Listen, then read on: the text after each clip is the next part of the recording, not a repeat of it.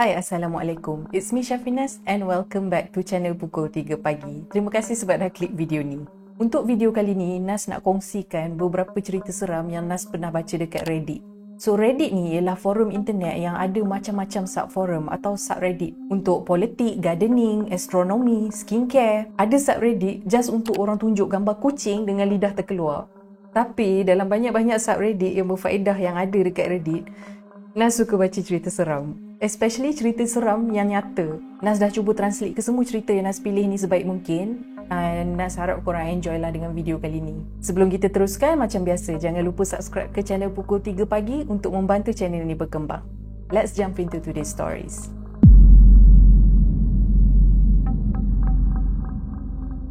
Kisah pertama ni merupakan pengalaman si pencerita masa dia berusia 12 tahun. Kita namakanlah dia Rose untuk senangkan penceritaan. Menurut Rose, dia cuma tinggal berdua dengan ibu dia dan mereka ada seekor anjing peliharaan. Ada sekali ni, Rose kena tinggal bersendirian di rumah selama beberapa hari sebab ibu dia kena pergi outstation. Tapi disebabkan rumah Rose ni berjiran dengan saudara mara dia, jadi ibu Rose ni pun taklah risau sangat nak tinggalkan anak dia sorang-sorang kat rumah selama beberapa hari. Pada zaman cerita ni berlaku, tak ramai lagi orang guna handphone, termasuklah Rose dan ibu dia. Diorang masih gunakan telefon landline. Jadi si ibu ni just bagi tahu dekat Rose berapa hari dia kena pergi outstation, bila tarikh dia akan balik, and that's it lah. Jadi duduklah Rose sorang-sorang kat rumah bertemankan anjing dia. Sampai hari yang ibu Rose cakap dia akan balik tu, masa tu Rose dekat dalam bilik dia di tingkat atas. Sambil dia tunggu ibu dia balik tu, dia buatlah homework dia. Tengah-tengah Rose tunggu tu, tiba-tiba dia dengar bunyi pintu depan rumah dia diketuk, diikuti dengan suara ibu dia yang memanggil nama dia berkali-kali. Rose ni pun ingat mak dia dah balik lah. Sebelum sempat Rose nak turun tangga, anjing dia dah lari dulu sampai ke depan pintu untuk sambut kepulangan ibu Rose. Elok je anjing tu sampai dekat depan pintu, tiba-tiba anjing tu menyalak dengan kuat, lepas tu dia lari balik pergi dapatkan Rose. Rose ni yang dah rasa tak sedap hati bila dia tengok reaction anjing dia tu, langsung tak nak buka pintu. Walaupun dia masih lagi dengar suara ibu dia dari luar rumah yang panggil nama dia sambil ketuk-ketuk pintu. Memang sebiji macam suara ibu dia, tapi Rose dapat rasakan yang dekat luar rumah tu bukan ibu dia. Kalau tidak, anjing dia takkan react macam tu.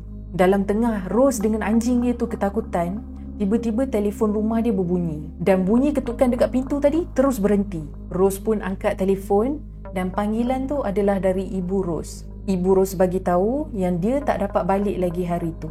Ibu akan balik esok. Someone atau something cuba menyamar untuk jadi ibu Rose. Nasib baik anjing dia tak tertipu. Good job anjing. Kita lanjut ke cerita seterusnya.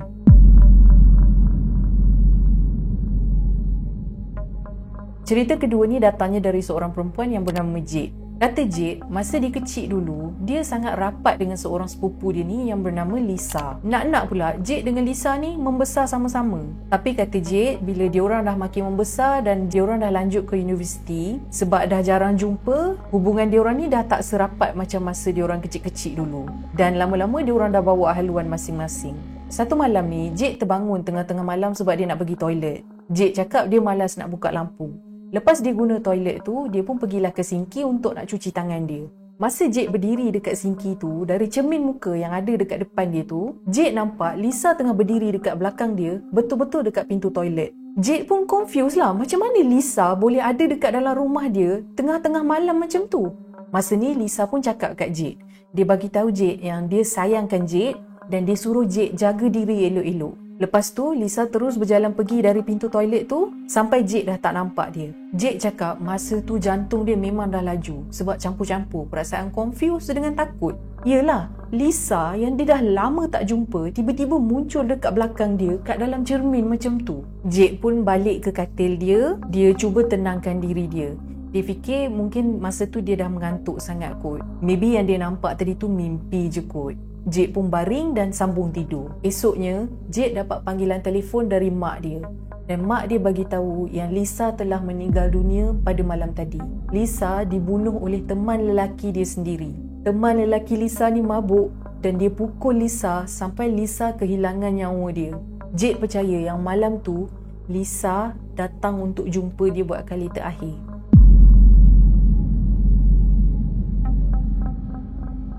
Cerita seterusnya ni kita namakan si pencerita ni dengan nama John lah. Pengalaman ni berlaku pada John masa dia berusia 7 tahun. Kecil lagi lah. Kata John, masa tu cuti sekolah. Jadi dia cuma spend sepanjang hari just baring-baring tengok TV, tengok movie macam tu je. Malam tu, masa John dah nak masuk tidur, dia teringat yang dia tertinggal bantal dia dekat depan TV siang tadi. John pun keluar balik dari bilik tidur dia turun tangga dan pergi ambil bantal dia. Masa John nak patah balik ke bilik dia, belum sempat lagi dia naik tangga, dia nampak ada seorang lelaki yang dia tak kenal tengah jalan-jalan dekat dalam rumah dia. Rupa lelaki tu tak menakutkan pun. John cakap lelaki tu berpakaian kemas. Dia pakai suit dengan rambut dia yang tersikat rapi. Memang tak scary. Tapi John tahu yang lelaki yang dia tengok tu memang makhluk dari alam lain. Sebab warna lelaki tu hitam putih dari atas ke bawah. Sama macam kalau kita tengok cerita hitam putih tu kan? Macam tu. John cerita lagi yang bila lelaki tu perasan yang John tengah tengok dia, lelaki tu tiba-tiba buka mulut macam dia tengah menjerit. Tapi tak ada suara yang keluar dari mulut lelaki tu. Lepas tu lelaki tu terus lari dan dia tembus dinding macam tu saja. Sejak daripada malam tu, John cakap memang dia dah tak berani nak turun bawah sorang-sorang kalau lampu rumah semua dah padam. Sampailah dia berusia belasan tahun. Dia macam, John takut tengok makhluk tu. Lepas tu makhluk tu pun terkejut tengok John. Maybe hantu tu terlupa turn on invisible mode kot. Lanjut lagi ke cerita seterusnya.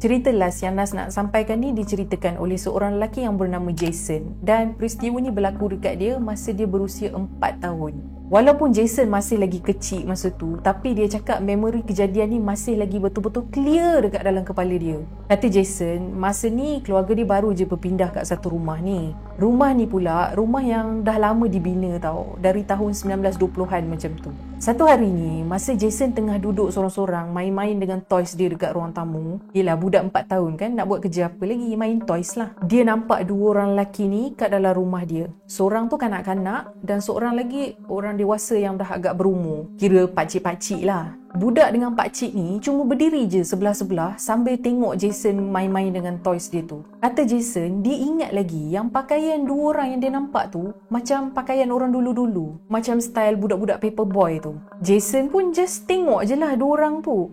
Tapi Jason cakap dia tak ada perasaan takut sebab dia tak faham lagi hantu tu apa masa tu. Yelah, dia kecil lagi kan masa tu. Lepas tu Jason dengar yang budak lelaki tu tanya dekat pakcik yang sebelah dia tu, "Why is he staring at us? Kenapa budak tu tenung kita?"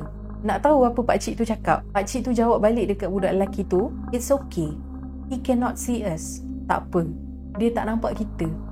Jason cakap lepas tu dia sambung balik main-main dengan toys dia dan dia tak hiraukan budak lelaki dengan pakcik tu dan dia tak tahu mana dia orang pergi. Jason juga cakap yang sepanjang berbelas-belas tahun family dia duduk dekat rumah tu, banyak sangat kejadian paranormal yang dah jadi sampai family dia dah lali dengan gangguan dari makhluk alam lain ni.